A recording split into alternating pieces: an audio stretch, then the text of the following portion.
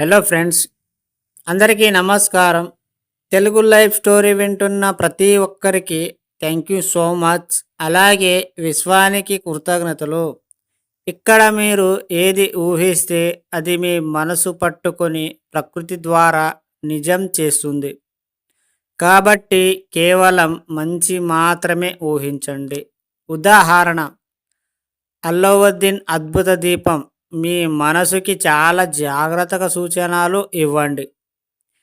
ఈ జన్మలో చేసిన పుణ్యం వచ్చే జన్మలో వస్తుంది. అంటే ఈ జన్మలో 100 కోట్లు సంపాదిస్తే వచ్చే జన్మలో 101 కోట్లతో మొదలవుతుంది అన్నమాట. కాబట్టి మీ ఆలోచనలు అన్నీ సంపద మీద పెట్టండి.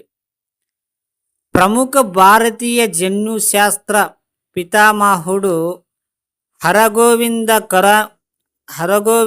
ఖురానా గారు ఈ జన్మలో అనుభవించాల్సినవన్నీ మళ్ళీ జన్మలో అనుభవించడానికి ఆ జీన్స్ వాటికి సంబంధించిన గర్భియాన్ని ఎన్నుకుంటుందని ప్రూవ్ చేశాడు. ఈ జన్మలో మీరు కోటేశ్వరులు అయితే వచ్చే జన్మలో కోటేశ్వరులు కుటుంబంలో పుడతారన్నమాట. మీరు ఏమి ఆలోచిస్తున్నారో, మీ మనసుని, నీ మైండ్ని ఏమి పట్టిస్తున్నారో అదే తీసుకొని అది మీ కళ్ళ ముందు ఉంచుతుంది. ఎందుకంటే మీకు మంచి జరగాలనుకుంటే మీకు మంచే జరుగుతుంది. మీరు కోటేశ్వరికి వచ్చే జన్మలో మీరు ఎలా పుడతారో అనేది మీకు తెలియదు. కాబట్టి ఈ జన్మలో మీరే ధనవంతుడిగా ఉండి క్రియేట్ చేసుకోవాలి. ఎందుకంటే పోయిన జన్మలో పేదోడిగా పుట్టి ఈ జన్మలో కోటేశ్వరుగా పుట్టావనే కదా. అలా కాదు.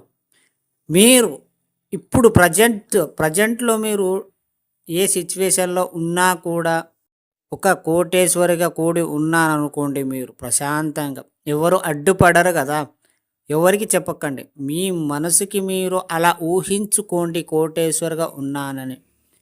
ఎప్పుడు కూడా లోగా ఫీల్ అవ్వకండి. ఇప్పుడు నీకు ఏదో ఒక కష్టం వచ్చినప్పుడు నేను ఇంత పేదవాడిగా ఎందుకు పుట్టాను అనుకోవద్దు. నేను ఇంత ధనవంతుడిగా ఎందుకు పుట్టాను అనుకోవాలి. ఎందుకంటే పేదవాడు పదే పదే అనడం వల్ల మీకు ఆ మైండ్ తీసుకొని మళ్ళీ నీకు అదే సిచ్యువేషన్ తెస్తుంది.